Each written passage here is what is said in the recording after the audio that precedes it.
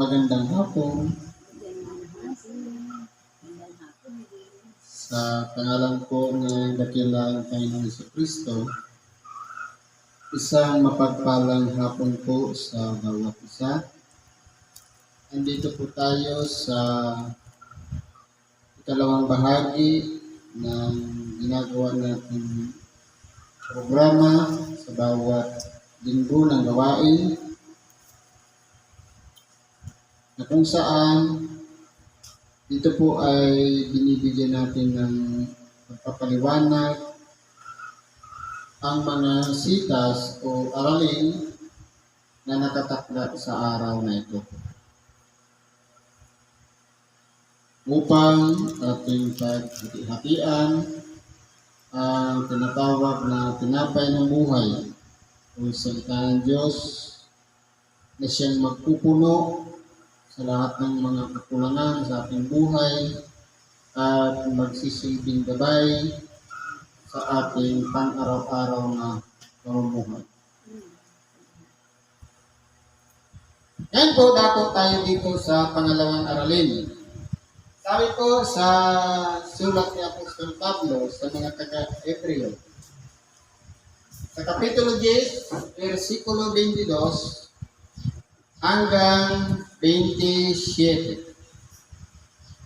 Ang sabi po ganito: tayo ay magsilapit na may tapat na puso sa lubos na pananampalataya, na ang ating mga puso na winisikal mula sa isang masamang budhi at mahugasan ang ating katawan ng dalisay na tubig.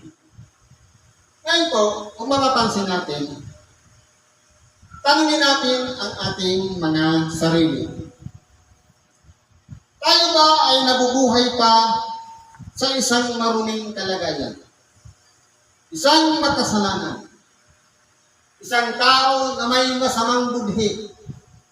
Isang tao na wala pang pananampalataya? Kung lahat ng yan ay ipinamumuhay pa natin, kinakailangan na natin baguhin yung pamantayan na yan. Dapat una, tanggapin natin ang aral o tinatawag na salita ng Diyos. Meron tayong dalawang tainga, papasukin natin at pasalubungin natin mula sa kaliwa at kanan hanggang sa magpalagpo sa gitna.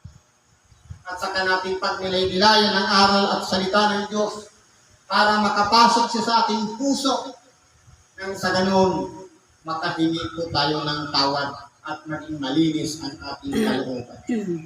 Isang proseso na mahirap dahil minsan sa pakikinig pa lang ng salita ng Diyos, minsan hindi natin pinapakinggan o tinatanggap.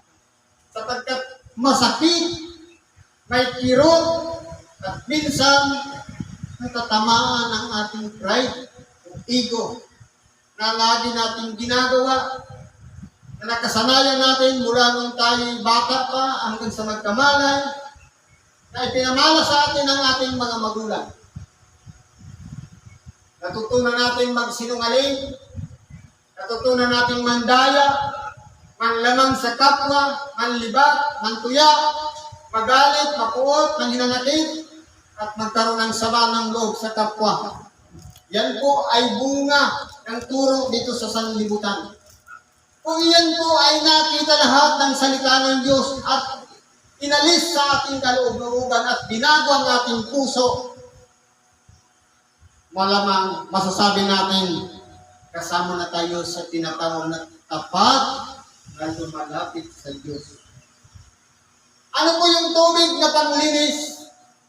Hindi po yung tinatawag na bautismo at 10 bisis kang ilubog sa ritual na paglulubog para hugasan ang ating pagkatao. Pero ang tinitingnan ng Panginoon, hugasan lang, gapan labas. Ang tunay na kalinisan mula sa isang dalisay na tubig na tumutulog sa ating mga mata. Kapagkat mula sa ating kalooban ang paglilinis ng ating pagkatao. Kaya mabubuhay tayo dyan sa mabuting budhi. Meron tayong budhi. Dalawa lang ang ginagawa natin yan. Isang masama at isang mabuti. Ngayon, kung iiral sa ating puso ang katapatan, magiging malinis ang ating budhi, magiging mabuti po tayo sa paningin ng Diyos. Pero kung tayo man po, ginagawa na natin, naramdaman na natin, nakalapit na tayo sa Diyos, dapat maging mapagpatuloy po tayo. Kung paano natin itinatag sa pamamagitan ng pananampalatayang ibinigay sa atin, na dapat yan ay matibay, nakapatong sa bato, sa makatuwid bagay ang pundasyon ng ating pananampalataya nakasalig kay Kristo. Kahit anuman ang pagsubok o dagot na dumating sa ating buhay, problema man, karamdaman, kasakunaan man, kung ano pa man kapighatian, magiging ordinaryo na lang yan na pagkakaluban tayo ng pagtatagumpay kung tayo po'y nakapatong sa ibabaw ng bato. Sapagkat nabubuhay tayo kasama si Kristo, pati ang kanyang aral isinasa pamuhay natin, mapagtatagumpayan natin ang lahat ng dagok na dumarating sa ating mga buhay. Ano ba po sabi dito? Na ating inatang matibay ang pagkakilala ng ating pag-asa upang huwag mag-alilangan sapagkat tapat ang nangako. Totoo po, yung ginawa ng ating dakilang Panginoon na ialay niya ang kanyang buhay ay hindi po biro. Ahampasin ka ng halos buong daan mo, pagsambulang, halos dalangin ka lang, dugo ng tumutulo, pagtatagumpay na ginawa ng ating dakilang Panginoon nung siya'y ipako sa krus. Anong sinabi niya sa palabra? Patawarin mo sila sapagkat hindi nila nalalaman ang kanilang ginagawa.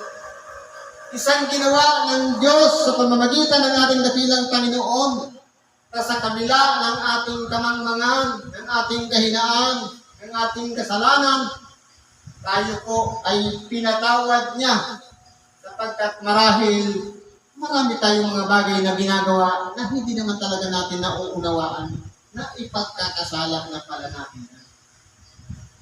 Kaya po, magpasalamat tayo dahil hindi na natin gagawin na maghahanap pa tayo ng hayop para ialay ang buhay para lamang tayo mapatawad ang ating mga kasalanan, kundi maliban sa nakahain na.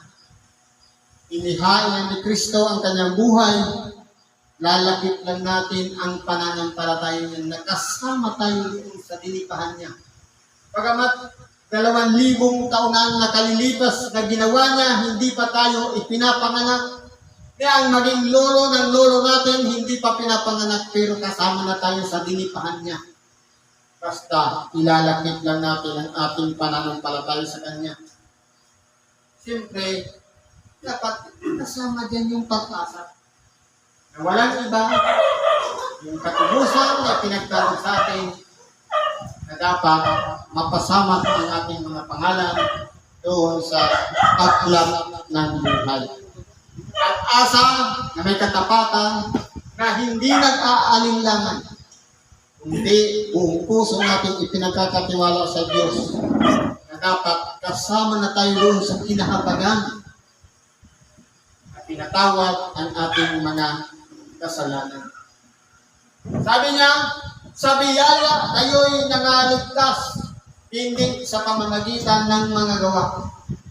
Ibig sabihin, kung naging mabuti tayong tao, hindi yun batayan ng kaligtasan, kundi sa habag at biyaya ng Diyos, niligtas tayo. Yung ginagawa nating kabutihan ngayon, resulta na lang yun ng kaligtasan.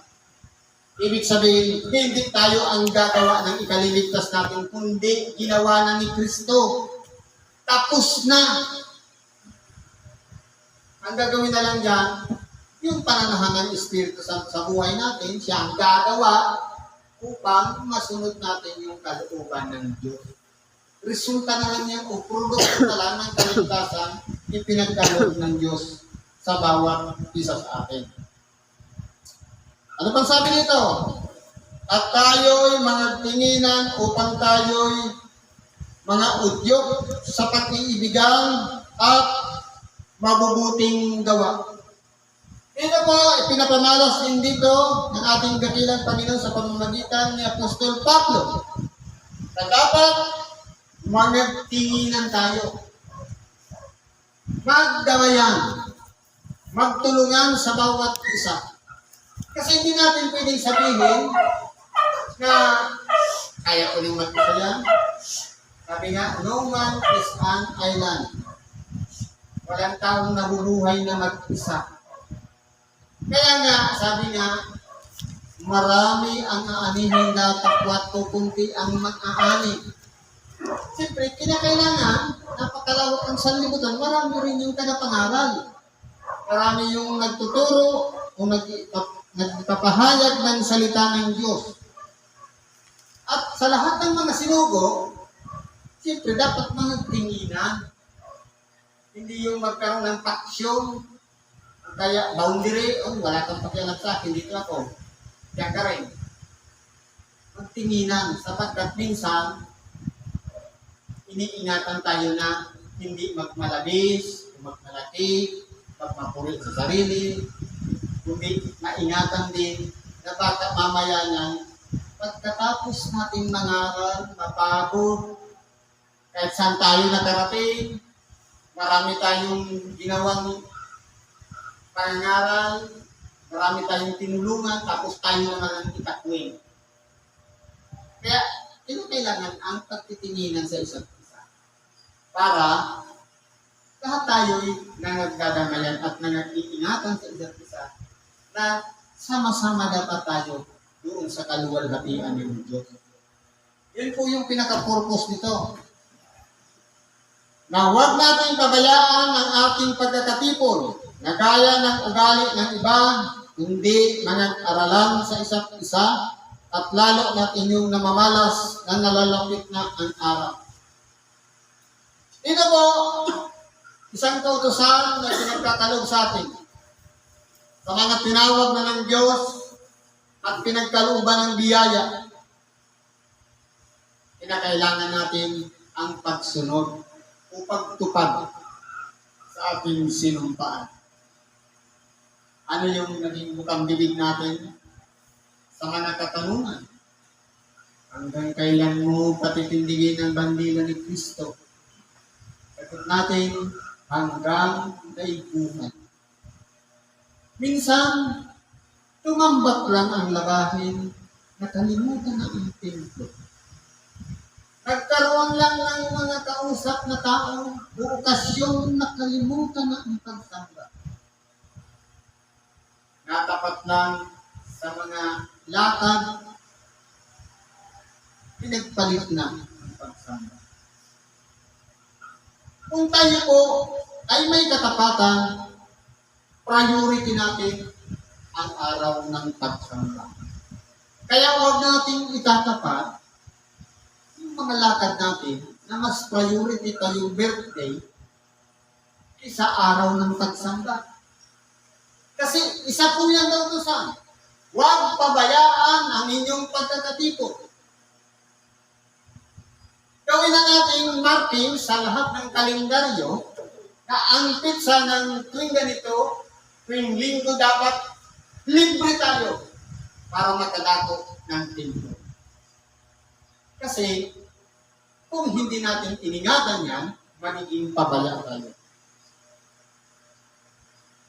Importante po ang pagkakatipon. Sapagkat, kung pinagsasama-sama ng Diyos, ang bawat isa sa atin sa kanyang puok upang magsamba, pakinggan ang aral o salita ng Diyos at mag-aralan sa isa't isa. Hindi ibig sabihin na halimbawa yung mga nag-aaral dito sa unahan, sila lang ang mga nag-aaral. Kaya nga hindi ba, minsan nag-Bible study tayo. kapag binibigyan kayo ng pagkakataon ng salita, kayo rin ang umaaral doon sa naglililit. Kasi meron din ganun pwedeng sabihin. Yan ang opportunity na kung saan may free will tayo, may kalayaan tayong magsalita. Kapag pinagkaluban tayo lahat ng karunungan, kaalaman, wala po na ditong inapi o pabayaan, lahat tayo'y pinagkalooban na matuto sa bawat pagkakatipon. Para ano? In preparasyon yun sa pagbabalik ng ating dakilang ito. Kung dito pa lang sa sanlibutan, minsan ayaw na natin dumako sa mga pagtitipon, eh doon sa langit, araw-araw ang pagtitipon. Kung dito nga, nalangin tayo, tuwing pagpapasalamat, tuwing may hihingin tayo, hindi lagi yung panalangin yun kapag may kailangan na. Kahit maliit na bagay, na biyaya, na pinagkaloob sa atin. Yung pag-iingat lang na wala tayong sakit na hapon, naging maaliwalas ang buhay natin. Walang problemang dumating, walang sakunang dumating, ipagpasalamat natin yan.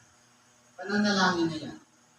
Sa pagtitipo naman, yung madadagdagan ng ating mga kaalaman, ating mga makakasanayan, mga bagay na dapat natin isabuhay pag-uwi natin sa ating mga tahanan.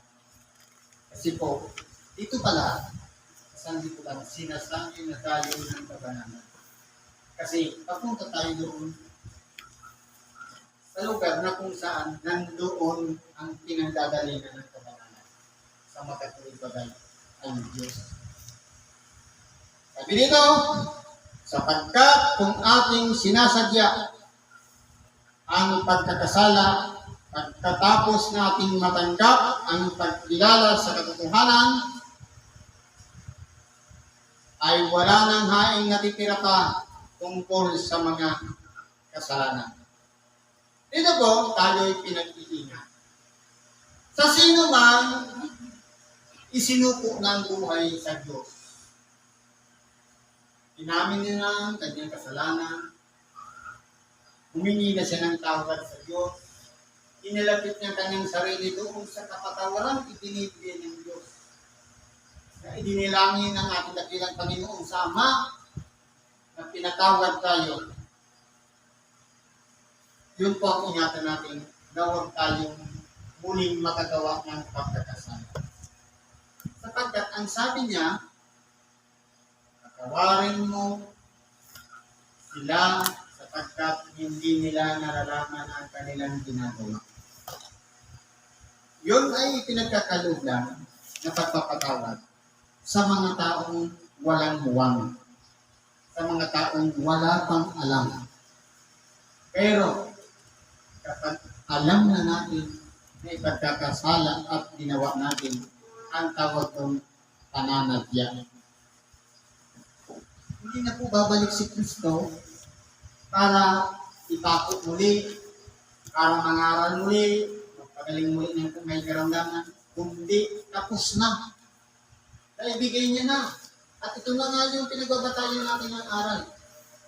At ipinangangaral natin sa bawat linggo ng pagsamba.